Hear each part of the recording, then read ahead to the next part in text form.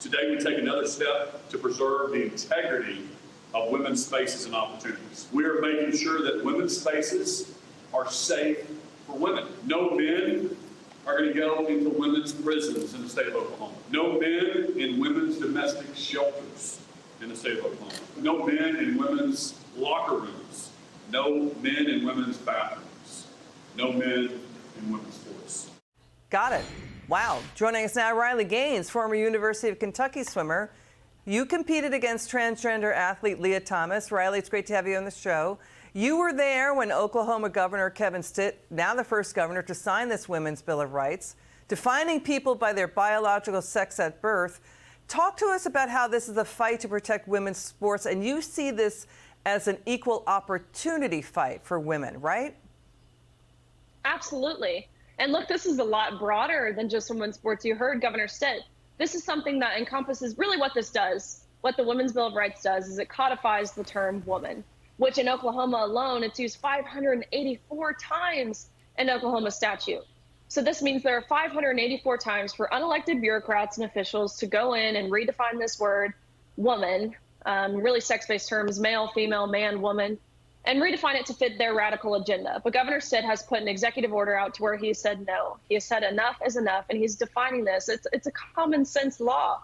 But yes, being impacted in the way as it pertains to sports and swimming, I see what's at stake if we don't do this. If leaders don't follow the example that Governor Stitt has so perfectly exemplified, and what's at stake is the truth. Yeah, it's the issue. Do politicians want their own daughters or granddaughters to be in locker rooms where they're faced with indecent exposure? Let's be blunt. I mean, after signing the bill, Governor Stitt said that he did this to protect women. Watch.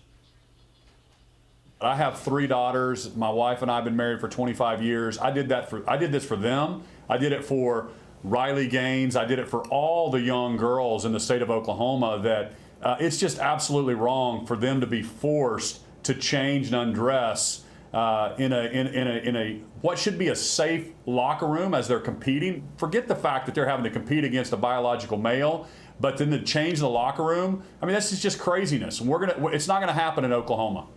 Riley, what do you think? What's the status of legislative battles about all this around the country? So Oklahoma was the 3rd state to get this through, with Governor Stitt being the first governor to sign it. Kansas has done the same, Tennessee has done the same, and now Oklahoma. And we're going to keep pushing this. We're going to keep pushing this in every state. Of course, we have target states to which our states we think will be effective in passing this. But we're going to continue moving forward. And let me be clear. This is not anti-trans legislation. This legislation doesn't even use the term transgender. I don't know why people assume when you're protecting women, immediately that's anti-trans. I think that says a lot about their argument in general. But this is a pro-woman bill. This is a pro-truth bill. It's not anti-anything.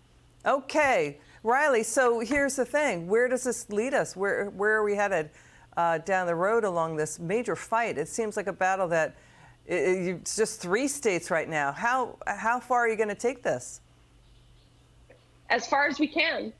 We have Diana Harshbarger and Debbie Lesko at the federal level who have taken on the Women's Bill of Rights, which is huge. And again, this is bigger than just sports. It really is. We're seeing these cultural issues. We're seeing them plague into academia. We're seeing it in the media. We're seeing it in corporate America.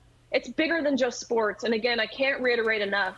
It's about denying truth. In the nearly 250 years that we've been established as a country, we haven't had a problem defining terms such as woman. And now we have a sitting Supreme Court justice who can't even do so. Got it. Riley Gaines, thanks for joining us tonight. It's good to see you.